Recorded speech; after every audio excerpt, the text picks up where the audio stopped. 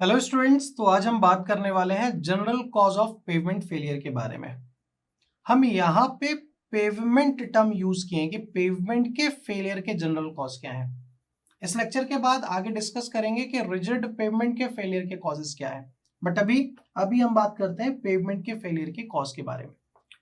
तो जो सबसे पहला जो आपका एक फेलियर का कॉज है या माना जाता है वो क्या?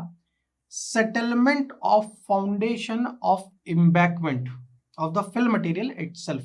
मतलब के फाउंडेशन का ही सेटलमेंट, जो वहां पे एम्बैंकमेंट है जो कि आपने किसी न किसी मटेरियल से फिल किया होगा, तो वो जो फाउंडेशन का सेटलमेंट है वो कहीं ना कहीं एक तरीके का फेलियर होता है, पहली चीज।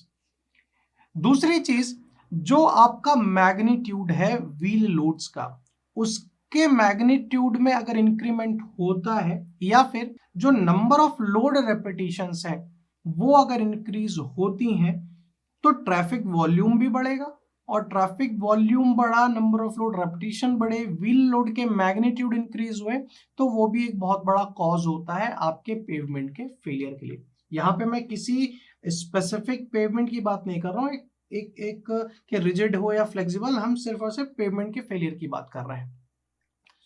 तीसरा ये भी हो सकता है कि आपकी कंस्ट्रक्शन मेथड में ही डिफेक्ट हो, या फिर आपने कंस्ट्रक्शन के टाइम पे क्वालिटी कंट्रोल पे ध्यान ना दिया हो, तो ये भी एक बहुत बड़ा फैक्टर हो सकता है। उसके बाद सरफेस या सब सरफेस ड्रेनेज, जो इनएडिक्वेट ड्रेनेज, सब सरफेस या सब सरफेस की बात करें, जो कि कहीं ना कहीं उस लोकेलिटी के अंदर जो भी पानी है उस पानी का स्टैग्नेशन आ जाए, जिसके कारण से वो पेवमेंट के लेयर को हिट करे, तो ड्रेनेज भी एक बहुत बड़ा कॉज होता है, चाहे वो सरफेस का ड्रेनेज हो चाहे वो सब सरफेस ड्रेनेज हो। ठीक है।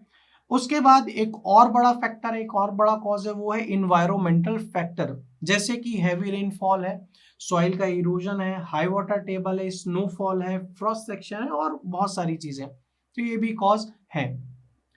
एक और चीज कहलाती है आपकी कि आपका जो मटेरियल की क्वालिटी आप जो यूज कर रहे हैं उसी में डिफेक्ट हो, तो ये भी एक बहुत बड़ा कॉज हो सकता है जो कि पेवमेंट के फेलियर के अंदर देखा जाता है। तो इन सारी चीजों को आप ध्यान में रखें कि ये कॉजेज होते हैं जो कि एक पेवमेंट के फेलियर के लिए जिम्मेदार होते हैं। आज के लिए इतना ही। Thank you very much.